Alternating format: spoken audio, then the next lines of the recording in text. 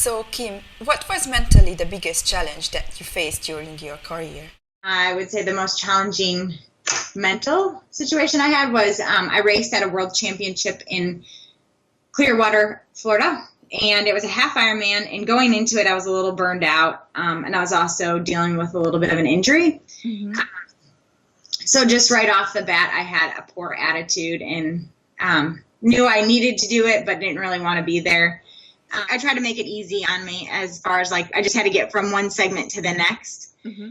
And on the run course, it was 2 loops. And what happened was on the first loop, I got through and I was just going to call it quits and be done with the race. And our friends could text message you during the race, and it would come up on this big board. And one of my friends text messaged me and it said, "Go Kimmy" on it. And it got me through to the next loop. So I even got to a point where I was sitting on the curb crying because I was so mentally exhausted and physically exhausted. And so I would say that would be the hardest race I've ever done, both mentally and physically. But I just made it into simple segments, just one, I just had a 1 mile at a time and finally got through it and finished the race. Didn't have a very good race, but at least I got through it.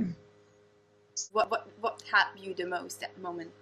The text message that you got from probably actually that's probably what got me through to get through the second loop. And that was once I got through once I got started on the second loop, there was no choice but to finish it. So What is your advice for other endurance athletes? that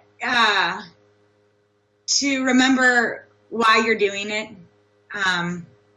and always try to make the most of it. Surround yourself with the people that you like to be with, and that will